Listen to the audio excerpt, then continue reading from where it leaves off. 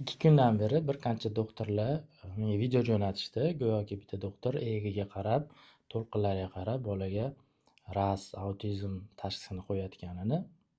9 ta bo'lsa ZPR bo'ladi. Tushundingizmi? 11 ta bo'lsa ZRR bo'ladi. 12 ta zadishka kapasiteta, 13 ta sog'lom bo'ladi. Bolada diagnoz ras. Autizm spektri buzilishi ras bo'yicha Avstriyada bir emas 3 marta seminar o'tgan bo'lsam, Amerikaning Cleveland shifoxonasini professorlari 30 yil autizm spektri buzilishi bilan shug'ullanadigan professorlar o'tgan. Biror marta egi haqida gapirishmagan. Sababi egi autizm spektri buzilishiga tashxis qo'yish uchun umuman ishlatilmaydi butun dunyoda xalqaro standartlar bo'yicha. Autizm spektri buzilishini tashxis qo'yish uchun o'zini kriteriylari bor. DSM-5 deydi buni. Aslida bu holat bilan o'zi chet elda psixiatrlar yoki behavioral pediatrics deydi. Bizda bunda mutaxassis yo'q, ya'ni bolani поведенияsi bilan shug'ullangan mutaxassis tekshirib tashxis qo'yiladi. Shu kriteriyaga asosan autizm spektri buzilishi bolani kuzatuvi hamda ota-ona yoki qarovchini bergan ma'lumotlar yig'indisidan qo'yiladi. Autizm spektri buzilishiga tashxis qo'yish uchun juda keng tarqalgan testlar bor. MCHAT, CARS, EDIS-2.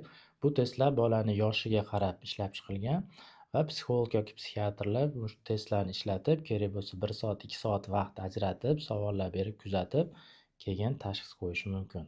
Ushbu testlar har biri bolani yoshiga va ko'nikmalariga asosan tuzilgan. Masalan, MCHAT ertaroq yoshdan 18 oylikdan 3 yoshgacha shunaqa holatlar qo'llaniladi. EDIS kattalarda ham qo'llanishi mumkin.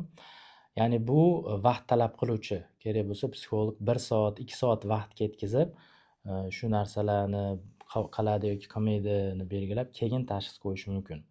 Sababi autizm spektri buzilishining asosiy tashxis kriteriyalardan biri bu ijtimoiy moslashuvga qiyinlashishi. Ya'ni o'zini dunyosi, bolalarga qo'shilishiga qiyinligi va qaytariluvchi harakatlar borligi bilan namoyon bo'ladi.